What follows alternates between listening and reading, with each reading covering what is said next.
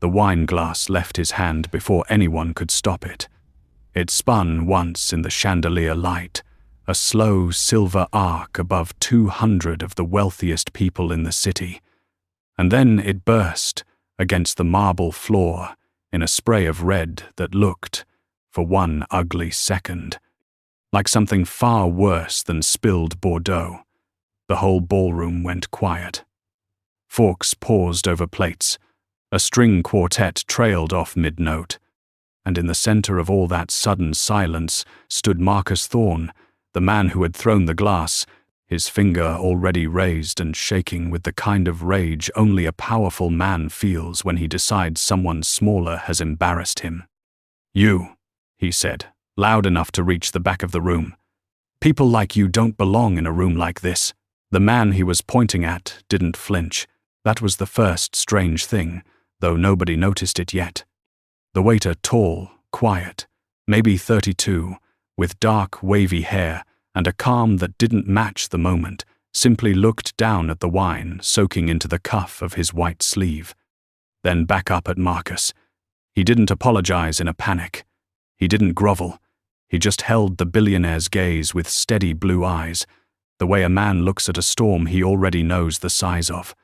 What Marcus Thorne did not know, what almost no one in that gilded room knew, was that the clumsy waiter he had just humiliated owned every inch of the floor he was standing on, the crystal, the kitchen, the Michelin stars hanging like medals over the door, all of it. And before the night was over, that quiet man would decide the fate of Marcus Thorne's entire future with a single sentence. But I'm getting ahead of myself. Let me take you back 3 hours to before the glass ever flew. The restaurant was called Lumiere, and it was the kind of place you didn't simply walk into. You waited, sometimes for a year. The waiting list was a private joke among the rich, a quiet measure of who really mattered. And tonight, the doors had been closed to the public for a single private gala, a charity dinner for a children's hospital, hosted by the city's financial elite. 200 seats. 200 of the most important egos in the state. And somewhere among the kitchen staff, tying on a plain white apron like any other server, was the man whose name was etched into the brass plaque by the entrance. Daniel Hayes. You wouldn't have recognized him. That was the point. Daniel had built Lumiere from a failing bistro with peeling paint into a temple of fine dining, and then he had done something almost unheard of. He had stepped out of the spotlight. No interviews. No magazine covers. He let his executive chef be the public face while he stayed in the shadows, and a few times a year he did something his managers found maddening and his oldest mentor would have found wise. He put on a server's uniform and worked his own floor, anonymously, just to see how his people treated guests when they thought no one important was watching, to see how guests treated his people when they thought the staff were no one at all. You don't learn anything from a throne, his grandfather used to tell him, back when the old man ran a tiny diner with 8 stools and cracked vinyl seats. You learn everything from the floor. Watch how a man treats the person who can do nothing for him. That's who he really is. The rest is just costume. So tonight, Daniel was on the floor. And the man he would be watching, though he didn't yet know it, had just arrived. Marcus Thorne swept through the front doors like he was doing the building a favor. He was 46, sharp-suited, with the kind of tan that comes from yachts rather than sunlight, and he carried himself with the loud confidence of a man who had spent 2 decades being told yes. Hedge fund, 300 million under management, by his own frequent telling. He had come to the gala for one reason, and it wasn't the children's hospital. Half the room held investors he wanted, and tonight he intended to close the biggest deal of his career, a partnership that would double his fund and put his name on the kind of list he'd always hungered for. On his arm was a woman named Elena Voss. She didn't quite fit him, and you could tell within a minute of watching them. Elena was poised, elegant, dressed in deep emerald that she wore like she'd forgotten she had it on. Long chestnut hair, warm brown eyes, the sort of natural beauty that doesn't shout. She was a curator at the City Museum, and she'd agreed to come tonight as a favor to a friend, not realizing the friend had paired her with Marcus. Within 10 minutes, she understood her mistake. Within 30, she was counting the exits. Because Marcus Thorne had a habit. It started small, the way cruelty usually does. A snap of his fingers at the coat check. A comment about the amateur hour lighting. He sent back his first drink because it was made by someone who'd clearly never tasted alcohol, and he said it loud enough that the young bartender's ears went red. Elena watched the bartender swallow it, smile, and remake the drink without a word. She watched Marcus take that smile as weakness. "This is how you handle staff," he told her, leaning in like he was sharing wisdom. "You set the tone early. Let them know who's in charge. Otherwise they walk all over you." "They're pouring your drinks," Elena said carefully. "I'm not sure that's walking all over you." He laughed like she'd made a joke. She hadn't. Daniel saw all of it. He was 3 tables away, refilling water glasses with the unhurried grace of someone who'd done it 10,000 times, and he clocked Marcus Thorne the moment the man raised his voice at the bar. "You learn to read people fast when you've spent your life feeding them."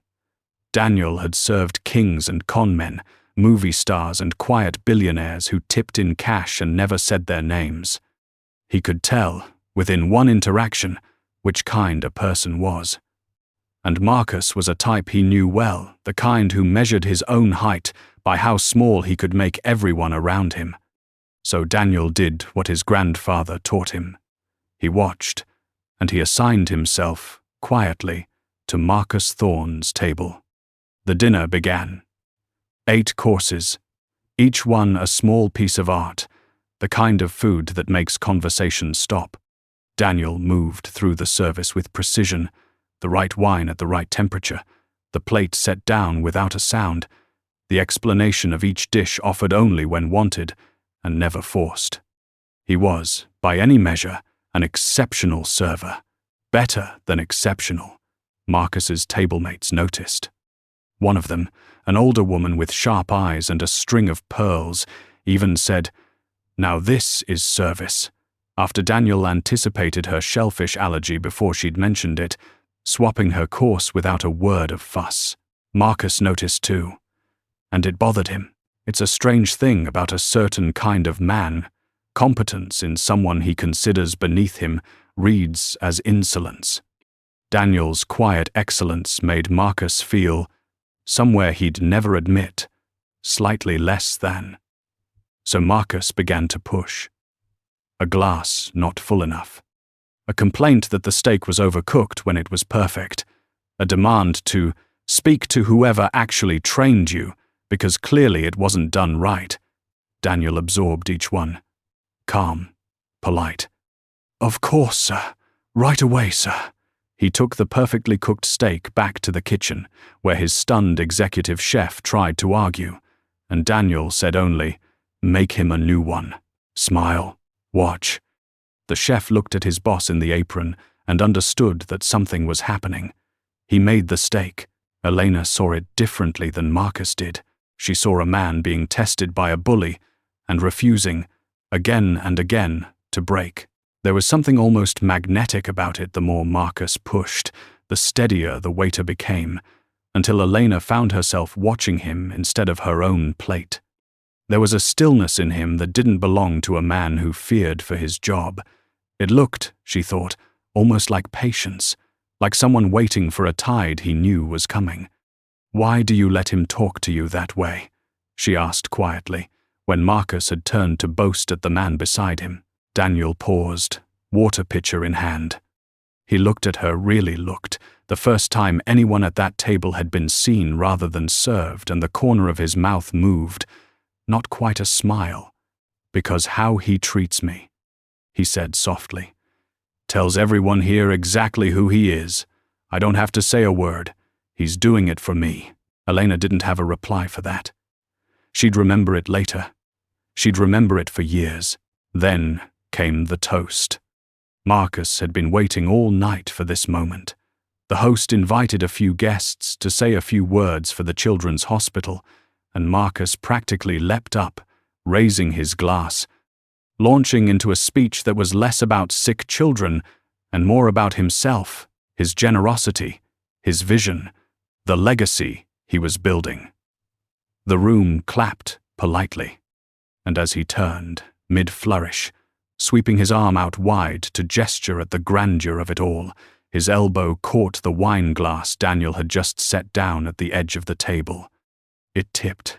Daniel's hand shot out on instinct, fast, and he caught the worst of it, but a splash of red still arced out and across the front of Marcus Thorne's pristine white shirt. For one heartbeat, the truth of it was obvious to everyone watching. Marcus had knocked the glass himself.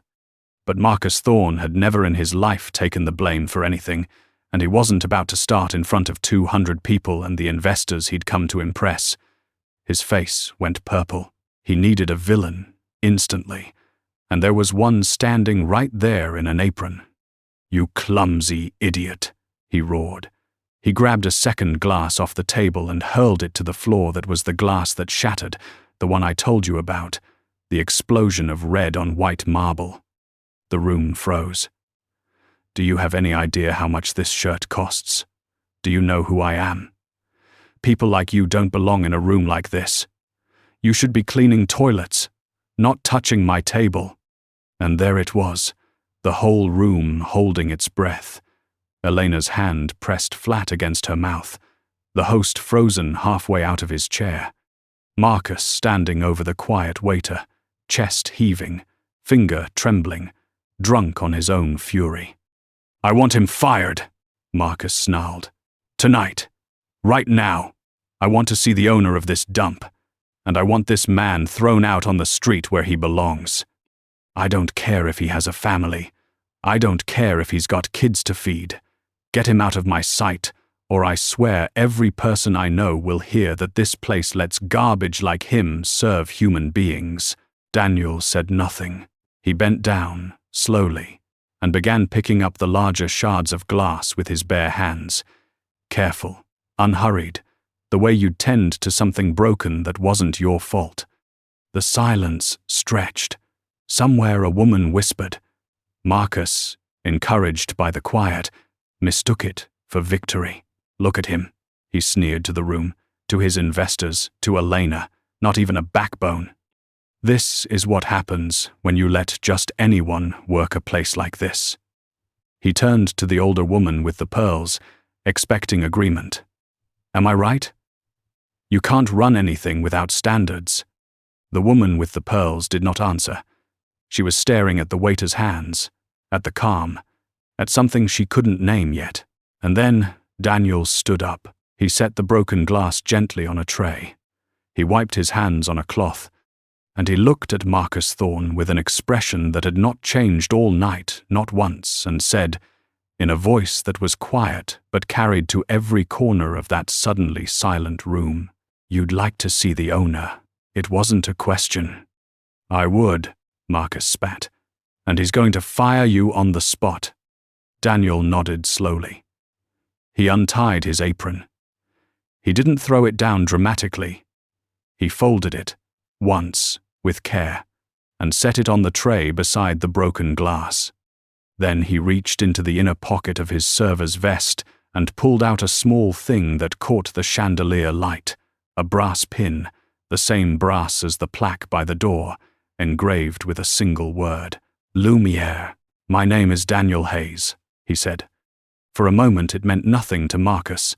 The name floated, unconnected, but it landed instantly with the older woman in pearls, who came halfway out of her chair with a gasp. It landed with the host, whose face drained of color. It landed, like a struck bell, with two men sitting at the very next table, the two investors Marcus had spent 6 months chasing, the entire reason he'd come tonight, because they knew exactly who Daniel Hayes was. "I own this restaurant," Daniel continued, calm as still water. "I built it. The kitchen you've been insulting all evening is mine. The chef whose steak you sent back twice, he trained under me. and he's one of the best in the country. And I asked him to make you a new one anyway, and to smile, because I wanted to see how far you would go." He let that sit. "You went very far, Mr. Thorne." The kitchen doors opened. The executive chef walked out, the public face of Lumiere, the man whose photo hung in the entrance, and the moment he saw Daniel standing there with the pin in his hand, he did something that made the whole room understand at once. He stopped. He bowed his head, and right there, in front of 200 guests, the celebrated chef of Lumiere lowered himself to one knee. "Chef," he said simply, "I'm sorry. I didn't know you were on the floor tonight." Behind him, the rest of the kitchen staff had crowded into the doorway, and one by one they followed a dozen cooks and servers, the people Marcus had snapped his fingers at all night, all of them turning toward the quiet waiter and showing him a respect that money had never once bought in that room. It wasn't fear. That was the thing Elena noticed, the thing that made her eyes sting. It was love. These people loved the man Marcus Thorne had just called garbage. Marcus Thorne's face had gone from purple to a sick, bloodless white. That's not," he stammered. "You were serving. You were a waiter. How was I supposed to?" "You weren't supposed to know," Daniel said. "That's exactly the point. You didn't think I was anyone who could do anything for you, or anything to you. And so you showed me, and everyone here, precisely who you are when you think no one important is watching." He stepped closer, not threatening, just certain. "My grandfather ran a diner with 8 stools. He taught me that you can tell everything about a person by how they treat the people they think don't matter. You failed his test tonight, Mr. Thorne, spectacularly." And then came the part that finished it. The 2 investors at the next table stood up, the ones Marcus had chased for half a year, the deal that was supposed to double his fund and make his name. One of them, a soft-spoken man with quiet eyes, looked at Marcus the way you look at something you've just realized you stepped in. "We've been on the fence about you for months, Marcus," he said. "Couldn't quite put our finger on why. The numbers were fine. The pitch was good." He glanced at Daniel, then at the kneeling chef, then back. "I think we just put our finger on it. We invest in people who'll be running things for the next 20 years. We don't hand $300 million to a man who screams at someone he thinks can't fight back." He buttoned his jacket. "The deal's off. Don't call us." The second investor didn't even speak. He just shook his head once, and the 2 of them walked out. You could hear Marcus's empire cracking in real time. Whispers were already spreading through the room. Phones were quietly coming out, not to film, but to text, because in a world this small, news like this moved faster than any video. By tomorrow morning, every person who mattered in the city would know that Marcus Thorne had thrown a glass at the owner of Lumiere and demanded the man be fired for cleaning up Marcus's own mess. His reputation, the only thing he'd ever truly cared about, was burning down around him in front of his eyes. He did the only thing men like him know how to do when cornered. He reached for his wallet. "Look," he said, voice cracking now, pulling out a thick fold of bills, then his checkbook, his hands shaking. Let's be reasonable. Whatever the damage is. The shirt, the glasses, your trouble. Name a number. 10,000. 20. I'll write it right now. We can keep this between us. No need to make a scene." Daniel looked at the money the way you'd look at a child offering you a handful of leaves. "You think this is about the glass?" he said softly. And for the first time all night, something like sadness crossed his face, not for himself, but for the small, frightened man in front of him who had so much and understood so little. "You can't write a check for this, Mr. Thorne. There's no number. Because what you're trying to buy back isn't a broken glass. It's the way you treated a human being you thought was beneath you, and that," he shook his head, "that was never for sale." He turned to the host. "Please escort Mr. Thorne out. He's no longer welcome here. Not tonight. Not ever." Marcus looked around the room for a single ally, and found none. Not the investors, gone. Not the guests, who looked away one by one. Not even Elena, especially not Elena. She had risen from her seat. She set her napkin on the table, gathered her clutch, and walked not toward the exit beside Marcus, but around the table, until she stood in front of Daniel. For a long moment the two of them simply looked at each other, the elegant woman in emerald and the quiet man who'd spent the night being told he was nothing, and the whole room watched a different kind of story begin. "I'm sorry I didn't say something sooner," Elena told him. "I should have." "You did," Daniel said. "When it counted, you did. Most people never do." Marcus was led out through the front doors he'd swept through 3 hours earlier, like he owned the world. The doors closed behind him with a soft, final click, and then slowly, then all at once the room began to applaud, not for the spectacle, for the man who'd stood in an apron and let a bully reveal himself, who'd refused to trade his dignity for comfort, who'd reminded a room full of the richest people in the city that the measure of a person was never the size of their bank account. The applause went on for a long time. Later, after the gala wound down, after the staff had cleaned the marble and the chef had hugged his boss and gone home, Daniel found Elena still there, standing by the brass plaque near the door, reading his name. "You really put on an apron and work your own floor?" she asked. "A man with 3 Michelin stars?" "Especially a man with 3 Michelin stars," he said. "The day you stop washing your own dishes is the day you forget what they're worth." He paused. "Can I make you dinner sometime? Off the clock. No apron. Just food." She smiled, the first real smile of her whole evening. "I'd like that." Marcus Thorne's fund lost 2 more major clients within the week. Once the story made its quiet rounds, his big deal never came back. He learned, far too late and far too publicly, the lesson Daniel's grandfather had taught from behind a diner counter with 8 cracked vinyl stools. That you can build all the wealth in the world and still be poor in the only currency that lasts. That the way you treat the person who can do nothing for you is the truest thing anyone will ever know about you. And that respect, real respect, is the one thing money was never, ever able to buy.